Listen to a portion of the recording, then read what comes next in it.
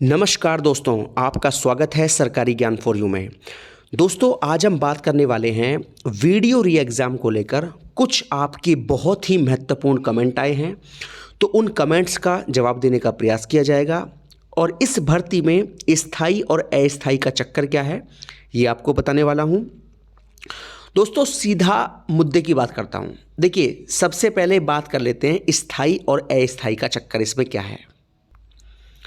ये आपके सामने दोस्तों है ऑफिशियल नोटिफिकेशन, और इसमें ये है वीपीओ और वीडियो और समाज कल्याण पर्यवेक्षक की पोस्ट। ठीक है, तो आपकी ये जो भर्ती है वीडियो री एग्ज़ाम वाली, इसमें जो वीपीओ के पद हैं वो हैं 1527। ठीक है, और इनके आगे लिखा हुआ है स्थायी।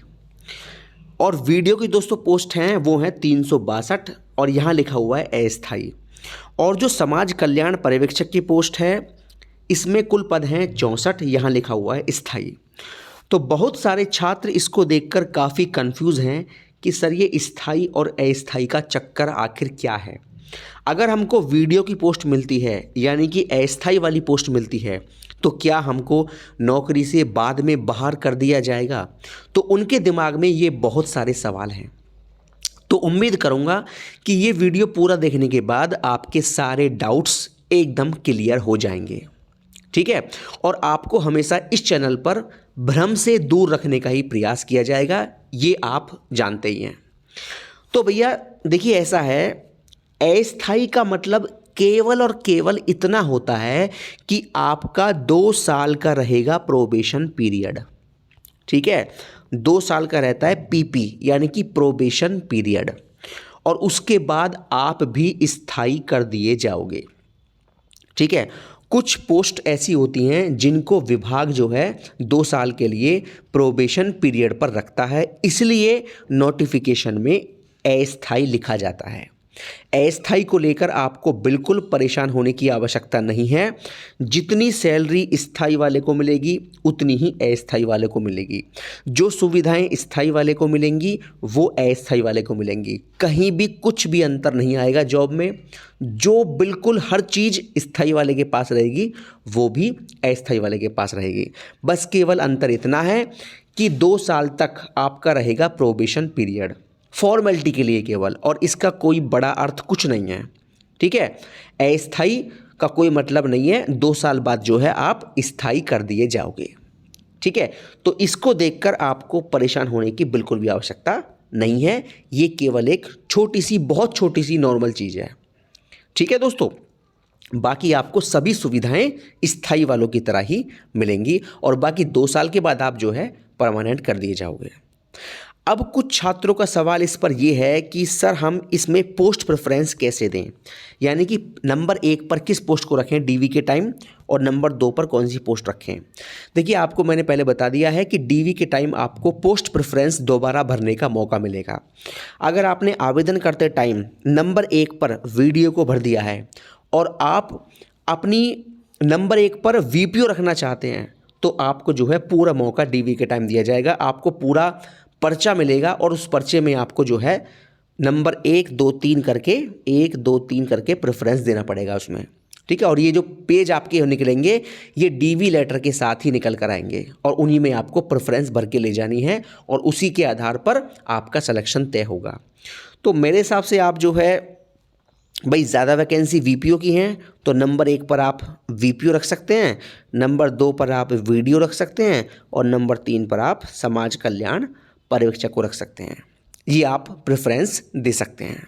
ठीक है दोस्तों, अब लेते हैं कुछ आपके कमेंट्स। तो पहला कमेंट है अभिषेक जी का, और ये कहते हैं मैं वीडियो रिकॉर्ड करके रख ले रहा हूँ, 195 ना गई तब मिलूँगा आपसे। बिल्कुल मिलना, और मैं भी मिलने को बेताब रहूँगा। जिस दिन आपका अंतिम परिणाम जारी होगा, है ना, उस दिन आप ज़रूर मिलना मुझसे। आपको बताऊंगा मैं कहाँ ना है, और वहाँ पर आप जो है मिल सकते हैं, क्योंकि मैं अपनी बात पर पूरा कायम हूँ। और इस बात को बिल्कुल आप लिख के रख सकते हो, नोट करके रख सकते हो, वीडियो सेव करके रख सकते हो। ठीक है, मुझे कोई ऐतराज़ नहीं है मिलने में। देखिए, अगला कमेंट लेते हैं। फीमेल ओबीसी 2018 वीडियो में मेरे 200 फाइनल सिलेक्शन थे, CCC 14 का है, ठीक है। यानी कि ये फीमेल हैं और इनके जो थे वीडियो का जब पहली बार एग्ज़ाम हुआ था उसका रिज़ल्ट आया था तो उसमें इनके 200 नंबर थे और इनका फाइनल सिलेक्शन हो चुका था। और बिल्कुल सही बात है इनकी, क्योंकि फाइनल सिलेक्शन पिछली बार फीमेल का 198 पर हो गया था। जो पहला रिज़ल्ट आया था उस रिज़ल्ट में अंतिम कट ऑफ ही UP ने जारी करी थी, ठीक है। तो इनका जो है पिछली बार सिलेक्शन था। और ये आगे कहती हैं इस बार मेरा एग्ज़ाम 2023 में 27 की पहली शिफ्ट में हुआ है और मेरे 130 अटैम्प्ट मैंने किए, 26 गलत हो गए, 104 सही हैं, तो कुल मिलाकर इनका स्कोर बन रहा है 182 नंबर 27 की पहली शिफ्ट में फीमेल कैटेगरी में, है ना। तो इनका कहना ये है कि ये शिफ्ट काफ़ी हार्ड थी, उल्टा सीधा ना बोलें। मेरे JA 2019 में 75.21 नंबर थे, सिलेक्शन नहीं हो पाया। तो इनका कहना यह है कि मैं वीडियो में पिछली बार सेलेक्ट थी, ठीक है, और मेरे JA में इतने अच्छे नंबर हैं, है ना, और मेरा फ़िलहाल इसमें 27 की पहली शिफ्ट में 182 नंबर बन रहा है। तो पेपर मेरा काफ़ी हार्ड था और मैं कोई भी कम मेहनत करने वाली छात्रा नहीं हूँ, मैं काफ़ी मेहनती हूँ, इनका कहना ये है। देखिए आपका ठीक बात है और आपका स्कोर फीमेल के हिसाब से सही है और आपको ये लगता है कि 27 की पहली शिफ्ट जो है काफ़ी हार्ड थी।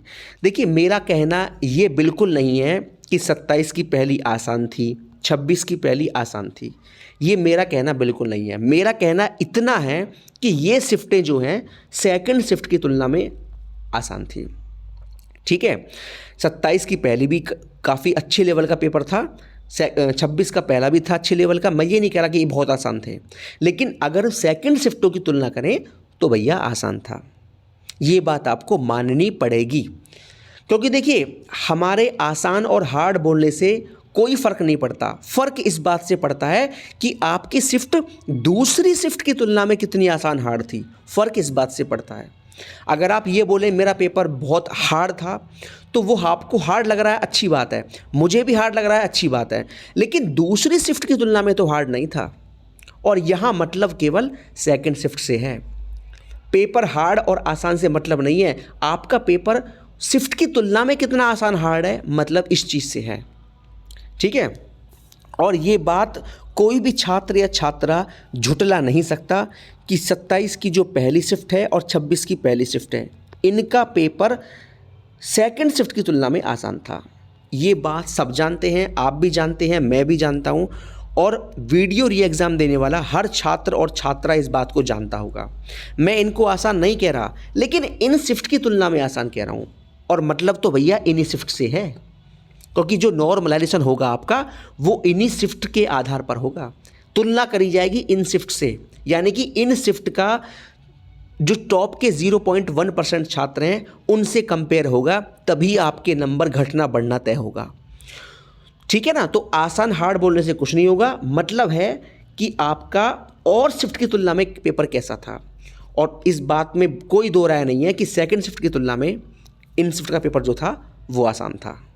और केवल आसान इतना नहीं है, कम से कम 20 नंबर का डिफरेंस है, 20 से 25 नंबर का डिफरेंस है, ये बात आपने देख भी ली होगी।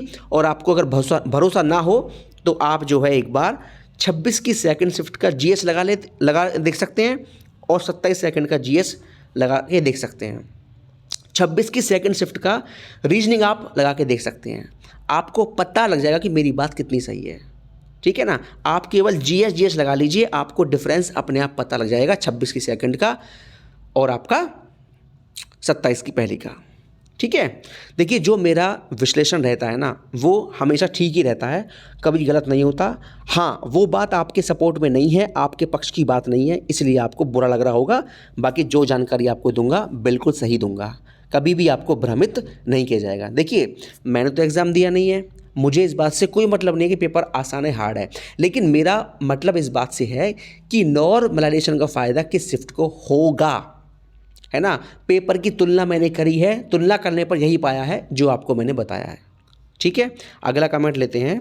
जानकारी हम भी रखते हैं आयोग में क्या चल रहा है और आप भी जान रहे होंगे या जान लेना, आयोग अभी नॉर्मलाइजेशन के मूड में नहीं है। देखिए इस बात पर मैं कोई भी कमेंट करना नहीं चाहता, है ना। आपको मैंने बता दिया 100 नहीं 1000%। UP नॉर्मलाइजेशन करेगा इस भर्ती में, कोई रोक नहीं सकता। और ये बात आपको मैंने 50 बार बता दी है। और एग्ज़ाम होने के तुरंत बाद केवल और केवल मैं ही एक ऐसा यूट्यूबर हूँ जिसने ये कहा था कि इस भर्ती में UP नॉर्मलाइजेशन को अपनाएगा, और आज की डेट में हर यूट्यूबर बोल रहा है। ठीक है, तो सबसे पहले आपको जानकारी मैंने दी थी, और जो जानकारी आपको दे दी बिल्कुल वो सटीक है, वो बदल नहीं सकती। नॉर्मलाइजेशन होगा, 100% होगा, 1000% होगा। ठीक है, अगला कमेंट लेते हैं। सर आप ये बताइए कि वीडियो VPO और समाज कल्याण पर्यवेक्षक में कौन सी पोस्ट अच्छी है। देखिए भैया, पोस्ट तीनों ही बढ़िया हैं। ठीक है, जो मिल जाए वो बेस्ट है।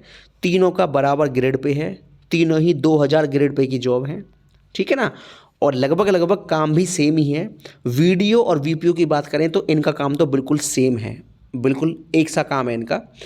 ठीक है, बाकी जो मिल जाए वो बेस्ट है, तीनों पोस्ट ही बढ़िया हैं। दोस्तों आपको मैं एक बात और बता दूं कि इस भर्ती में सिलेक्शन लेना आसान रहेगा, क्योंकि भैया इसका मैंने आपको बता दिया रीज़न, कट ऑफ कम जाने का। ठीक है, पिछली बार जब इसका पहली बार एग्ज़ाम हुआ था उसकी तुलना में री एग्ज़ाम में सिलेक्शन लेना आसान है। ये बात आप मेरी याद रखना। इसके पीछे वजह क्या है ये मैंने आपको बता दी है कल की वीडियो में, और कट ऑफ कम जाएगा उसके पीछे क्या वजह है, और जो वजह बताई हैं बिल्कुल 100% ठोस वजह हैं, और ये वजह किसी भी एग्ज़ाम की कट ऑफ को ज़मीन पर ला सकती हैं। और इसमें भैया एक वजह ये भी है 1/2 की नेगेटिव मार्किंग, जो किसी भी भर्ती में नहीं होती है। ये बहुत बड़ी वजह है कट ऑफ कम जाने की। 1/2 नेगेटिव मार्किंग भैया बहुत ज़बरदस्त होती है। पेपर करते समय छात्र उसको पता ही लगता कि इस सवाल को मैं करूं या छोड़ूं, वो इतना कंफ्यूज होता है। तो ऐसे सवाल बहुत सारे होते हैं एग्जाम में, जो 1/2 नेगेटिव मार्किंग में छात्र उन सवालों को छोड़ के आते हैं कि अगर करा गलत हो गया तो 1 नंबर जाएगा, तो काफ़ी नुकसान होगा। इस वजह से 1/2 नेगेटिव मार्किंग जो है ये भी एक बहुत बड़ा रोल निभाएगी एग्जाम की कट ऑफ को कम जाने में। ठीक है दोस्तों, तो ये हो गया आज का वीडियो। और हाँ, एक बात मैं बता दूं, इस भर्ती में कट ऑफ इतना जाएगा, इतना कम जाएगा जो कोई सोच भी नहीं पाएगा। ठीक है ना, ये भर्ती का रिजल्ट जो है ना सभी को सरप्राइज करने वाला है, मेरी बात याद रखना। बहुत बहुत धन्यवाद दोस्तों, जय हिंद जय भारत।